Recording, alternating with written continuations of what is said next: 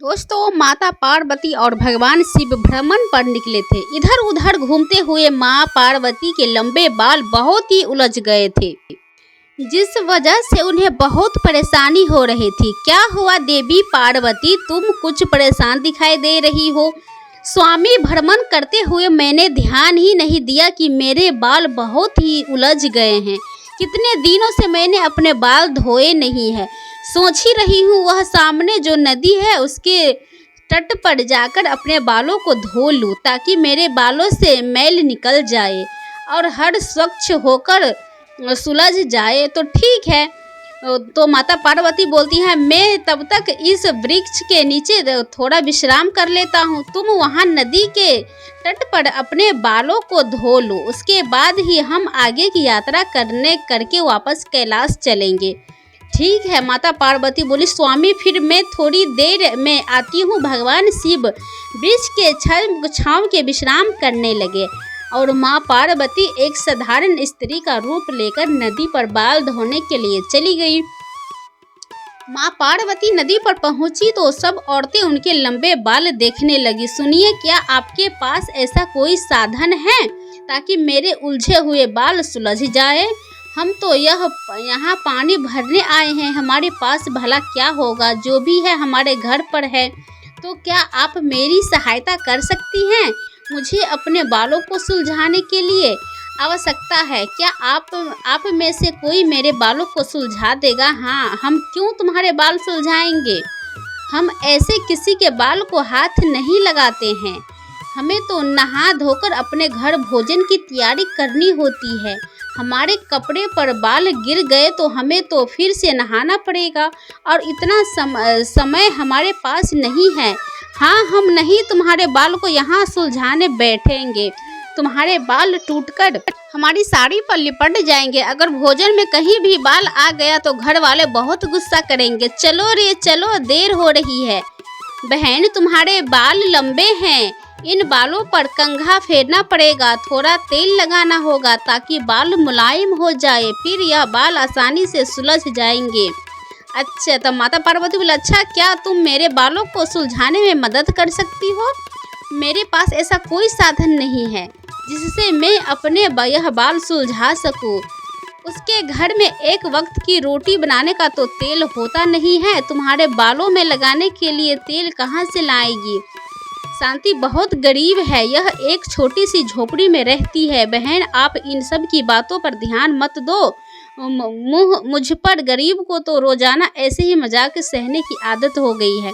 बहन, मैं घर से तेल और कंघा लेकर आती हूँ। तुम शांति कुछ देर में तेल में कंघा लेकर माँ पार्वती के पास वापस लौटी।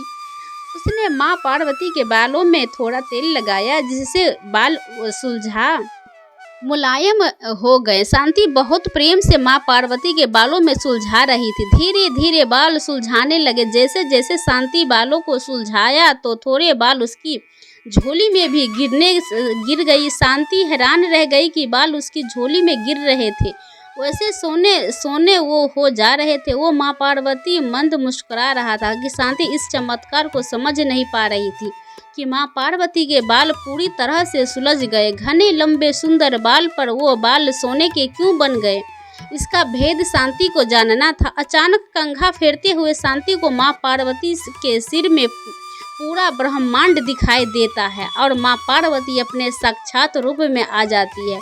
माँ पार्वती, आप एक साधारण स्त्री के भेष में? हाँ बेटी, मैं तुम्हारी अपनी माँ पार्वती। तुमने मेरे बालों को कितना अच्छे से सुलझा दिया है।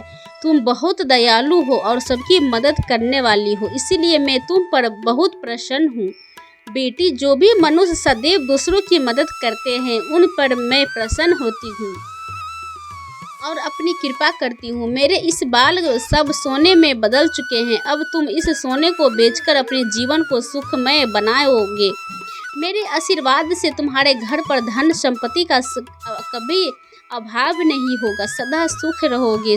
देवी मैया अपनी सदा ही जय हो। जय माँ पार्वती, जय माँ पार्वती। उसके पश्चात माता पार्वती वहाँ से अंतर्ध्यान होकर भगवान शिव के पास वापस लौट आती है।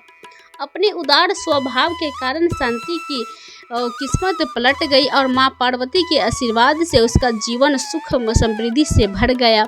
यह कहानी हमें सिखाती है कि यह हमें सदैव दूसरों की सहायता करनी चाहिए, जिससे हमेशा भगवान हमसे प्रसन्न रहते हैं और उनका आशीर्वाद भी हमारे ऊपर बना रहता है। भगवान शिव तपस्या से उठे तभी उन्होंने माता पार्वती को वहीं से आते हुए देखा। अरे देवी पार्वती, आप कहाँ से भ्रमण करके लौट रही हैं? देवी लक्ष्मी ने बुलाया था, बहुत दिनों से दोनों मिले नहीं थे तो सोचा आज मिल आऊँ। आपको पता है विष्णु जी ने देवी लक्ष्मी के लिए बहुत सुंदर लहंगा साड़ी बनाई है, खुद अपने हाथों से सिली है। मेरा मन है कि आप भी मेरे लिए एक सुंदर सा लहंगा अपने हाथों से सिलो। मुझे भी अपने हाथों से सिला लहंगा पहनना है। माँ पार्वती की बात सुनकर शिवजी जोर जोर से हंसे। देवी पार्वती, आपको लगता है कि मैं सिलाई कर पाऊंगा? यह सब कार्य करना मेरे बस की बात नहीं है। विष्णु जी ने भी तो देवी लक्ष्मी के लिए सिलाई की है, आप मेरे लिए इतना नहीं कर सकते हैं? आपको मेरे लिए लहंगा सिलना ही होगा। बस मैंने कह दिया तो कह दिया। मैं भोजन बनाने जा रही हूँ। गणेश और कार्तिकेय लौटने वाले हैं और आते ही खाने को कुछ मांगेंगे। अरे देवी पार्वती, यह कैसी जिद है? मैं भला एक लहंगा कैसे सिल सकता हूँ? यह कैसी दुविधा में डाल दिया है तुमने। प्रभु, एक रास्ता है, इस दुविधा से बाहर आने का क्या रास्ता है? नंदी, जल्दी जल्दी बताओ। प्रभु विष्णु जी से सिलाई कहाँ से सीखी, यह आपको वो बता सकते हैं, बस आप भी वहीं सीख लेना। उसके पश्चात आप सुंदर सा लहंगा सिल सकते हैं। माता पार्वती को प्रसन्न करने का अब आपके पास यही एक रास्ता है। नहीं तो जहाँ तक मैं जानता हूँ कि माता पार्वती तब तक आपसे बात नहीं करेगी जब तक आप उनकी यह इच्छा पूरी नहीं कर देते। यह तो तुम सत्य कह रहे हो नंदी, यह तो मुझे पता ही है। कैसे पापड़ बेलने पड़ते हैं पत्नी को मनाने के लिए।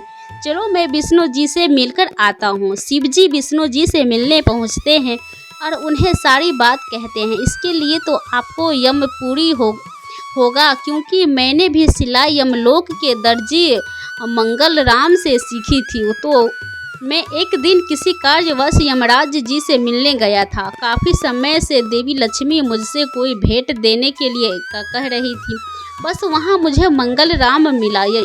यमराज जी ने बताया कि मंगल राम यमलोक का बहुत अच्छा दर्जी है और सबके कपड़े वही सिलता है। बस मैंने उससे सिलाई सीखी और वहीं से मैंने लहंगा साड़ी तैयार की। बस वो उपहार देवी लक्ष्मी को बहुत पसंद आया। उसके पश्चात मैं साड़ी का कहानी आपके सामने ही है। ठीक है विष्णु जी, शिव जी बोले, फिर मैं यमलोक ही जाता हूँ। विष्णु जी से वार्तालाप करके भगवान शिव यमलोक की ओर चल पड़े। कुछ ही देर में शिव जी यमलोक पहुँचे। उन्होंने यमराज से कहा, अपनी बात कही। महादेव मंगल राम के पास आजकल बहुत भीड़ है। स्वर्ग के देवताओं के साथ साथ नर्क के भी बहुत से प्राणियों की भीड़ उसके पास लगी हुई है। भीड़ पर क्यों? वो इसलिए महादेव, क्योंकि मंगल राम का यमलोक में समय समाप्त हो चुका है। अब उसे धरती लोक पर नया जीवन प्राप्त होने वाला है। इस वजह से जो भी उसके ऑर्डर हैं वो पूरे कर रहा है। इस समय पूरे यमलोक में मंगल राम के अलावा कोई दूसरा दर्जी भी नहीं है जो मंगल राम की मदद कर सके। इसी वजह से मंगल राम बहुत परेशान है। अच्छा तो यह बात है, चलिए मैं आपको मंगल राम से मिलवा देता हूँ।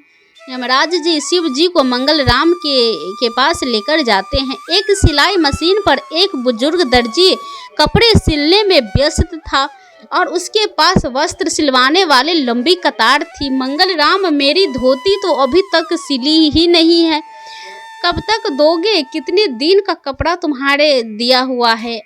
अंगद राम, मेरी धोती कब तक मिल जाएगी? मैं भी 4 चक्कर लगा चुका हूँ। अरे कुबेर जी, आप 4 चक्कर लगा चुके हो? मैं तो रोजाना ही पूछ कर जाता हूँ कि मेरे वस्त्र कब तक सिलेंगे। चिंता मत करो, मिल जाएंगे। अकेला हूँ, सारे काम एक साथ नहीं कर सकता हूँ।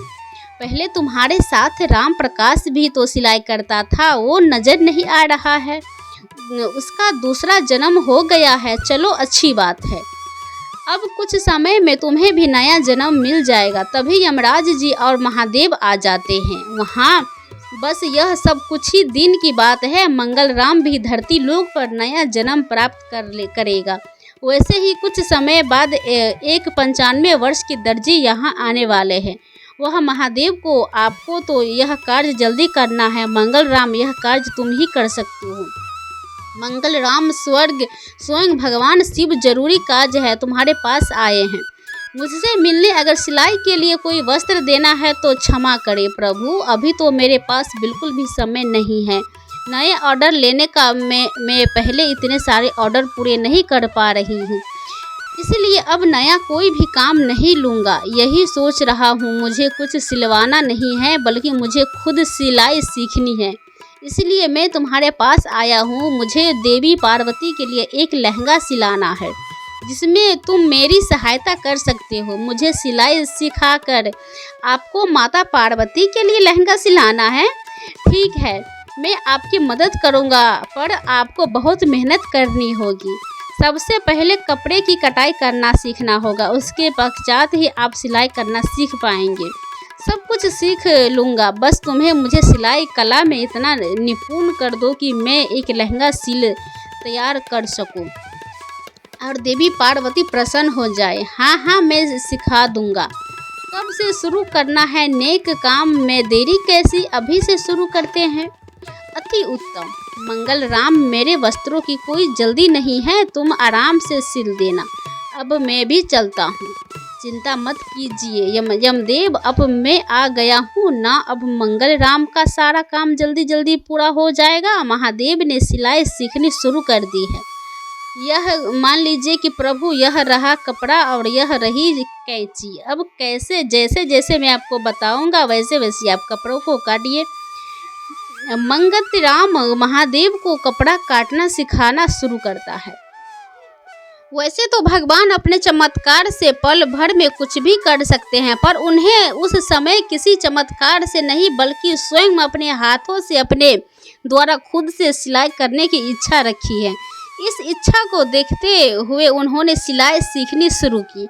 मंगल राम ने शिव जी का पूरा साथ दिया और शिव जी भी मंगत राम की बहुत मदद करते थे। शिव जी धीरे धीरे सिलाई सीखने लगे और अब वह भी जल्दी जल्दी मंगत राम के सारे ऑर्डर पूरे करने में उसकी मदद करने लगे। मंगत राम धरती पर जन्म लेने के लिए एक दिन शेष रह गया था, पर तब तक भगवान शिव माता पार्वती के लिए बहुत सुंदर लहंगा सिलकर तैयार कर चुके थे। प्रभु, आपके साथ काम करके बहुत आनंद आया। मुझे खुशी है कि आप अपने माता पार्वती के लिए लहंगा सिलकर तैयार किया है। मुझे पूरा यकीन है माँ पार्वती यह लहंगा देखकर बहुत खुश होगी, क्योंकि यह लहंगा आपने स्वयं अपने हाथों से सिला है। मंगत राम, यह कार्य तुम्हारे प्रयास के कारण ही सफल हो पाया है। मैं तो सिलाई सीखने के बदले तुम्हें कुछ दे ही नहीं पाया। मांगो, तुम्हें क्या उपहार चाहिए। प्रभु, आपके साथ कुछ दिन बिताने का समय मिल गया, आपका आशीर्वाद प्राप्त हो गया। मेरे लिए यही सबसे अनमोल उपहार है। बस अगले जन्म में भी मुझे आपका आशीर्वाद प्राप्त होता रहे, आपकी कृपा से मेरे ऊपर बनी रहे। मुझे बस यही आशीर्वाद चाहिए। तथास्तु। मेरी कृपा से तुम्हारा आने वाला यह जन्म बेहद सुखद रहेगा। तुम्हारे जीवन में किसी भी प्रकार की कोई कमी नहीं रहेगी। मेरा आशीर्वाद सदैव तुम पर बना रहेगा। जाओ मंगत राम, अपने नए जीवन की शुरुआत करो। मंगत राम को शिवजी के आशीर्वाद के साथ नया जीवन प्राप्त हो जाता है। उधर जब शिवजी आपस में कैलाश से लौटे और माता पार्वती को यह बात पता चली कि भगवान शिव इतने दिनों से यमलोक में रहकर सिलाई सीख रहे थे और उन्हें स्वयं अपने हाथों से उनके लिए लहंगा सिलकर तैयार किया है, तो माता पार्वती की खुशी का ठिकाना नहीं था। वह खुशी से मुस्कुराती है और लहंगा पहनकर बहुत सुंदर तैयार होती है। भगवान शिव माता पार्वती को अपने हृदय से लगा लेते हैं और सभी देवी देवता उनके अद्भुत प्रेम को देखकर उन पर फूलों की वर्षा करते हैं। माँ पार्वती ने भगवान शिव से एक प्रश्न पूछा, जिसके बाद भोलेनाथ ने एक कथा सुनाई और अमर हो गया कबूतर का जोड़ा। उसी समय अमर कथा से जुड़ी है। यह पौराणिक कथा एक बार नारद मुनि कैलाश पर्वत पर भगवान शिव से मिलने पहुँचने नारायण प्रणाम माते, आइए देवी ऋषि नारद, कैसे आना हुआ? माते, मैं तो भगवान शिव और आपके दर्शन करने आया हूँ, पर महादेव कहीं दिखाई नहीं दे रहे हैं। वो भ्रमण के लिए गए हैं, कुछ देर में लौटेंगे। देव ऋषि नारद माँ पार्वती से वार्तालाप करने लगे। तभी उन्हें माँ पार्वती से पूछा, माते, क्या आप अमर कथा के बारे में जानती हैं? अमर कथा वो कौन सी कथा है? उसके बारे में तो मैं नहीं जानती हूँ नारायण। माते, यह भगवान भोलेनाथ आएंगे तब आप उनसे इस बारे में पूछना। अच्छा माते, मैं चलता हूँ। नारायण नारायण। माँ पार्वती माता सोच पड़ी कि ऐसी कौन सी कथा है जो स्वामी ने मुझसे नहीं कही है। तभी भोलेनाथ कैलाश पर लौट आते हैं। माता पार्वती उनसे इस बारे में चर्चा करती है कि प्रभु, आपने मुझे कभी अमर कथा के बारे में क्यों नहीं बताया है मुझे? आज मैं अभी अमर कथा सुनना चाहती हूँ। ठीक है देवी, आपको आज अमर कथा सुनाऊंगा, परंतु उसके कुछ नियमों का पालन आपको करना पड़ेगा।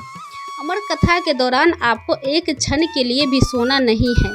आप बीच बीच में हुंकार भरती रहना, ताकि मुझे आभास रहे कि आप कथा सुन रही हैं, क्योंकि मेरे नेत्र भी उस क्षण बंद रहेंगे। ठीक है स्वामी, ऐसा ही करूंगी। भगवान शंकर ने माता पार्वती से एकांत और गुप्त स्थान पर अमर कथा सुनाने को कहा, जिससे कि अमर कथा कोई अन्य जीव न सुन पाए, क्योंकि जो कोई भी इस अमर कथा को सुन लेता है वह अमर हो जाता है। इसके पश्चात शिवजी देवी पार्वती को अमर कथा कहने का एक गुफा में ले गए। पुराणों में कहा जाता है कि शिवजी ने देवी पार्वती को अमरनाथ की गुफा में अपनी साधना की अमर कथा सुनाई है, जिसे हम अमृत कहते हैं। प्रचलित कथा के अनुसार भगवान भोलेनाथ ने अपनी सवारी नंदी को पहलगांव पर छोड़ दिया, जटाओं से चंद्रमा को चंद्रवाणी अलग कर दिया और गंगा जी को पंचतरणी में तथा कंठाभूषण सर्पों को शेषनाग पर छोड़ दिया। इस प्रकार इस पड़ाव का नाम शेषनाग पड़ा। अगला पहाड़ गणेश पड़ता है। इस स्थान पर भोलेनाथ ने अपने पुत्र गणेश को भी छोड़ दिया था, जिसको महागुण का पर्वत भी कहा जाता है। पिस्पू घटाओं में पिस्पू नामक कीड़े भी त्याग कर दिया था। इस प्रकार महादेव जी जीवन दैनी पांचों तत्वों को भी अपने से अलग कर दिया था। इसके बाद माँ पार्वती सहित उन्होंने गुप्त गुफा में प्रवेश किया और अमर कथा का माँ पार्वती को सुनाने लगे। सब पर कथा सुनते सुनते देवी पार्वती को नींद आ गई और वहां सो गई, जिसका शिव जी को पता ही नहीं चला। भगवान शिव अमर होने की कथा सुनाते रहे। उस समय 2 सफ़ेद कबूतर शिवजी से कथा सुन रहे थे और बीच बीच में गूं की आवाज़ निकाल रहे थे। शिवजी को लगा कि माता पार्वती कथा सुन रही है और बीच बीच में हुंकार भर रही है। इस तरह दोनों कबूतरों ने अमर कथा होने की पूरी कथा सुन ली थी। कथा समाप्त होने पर शिवजी का ध्यान देवी पार्वती की ओर गया।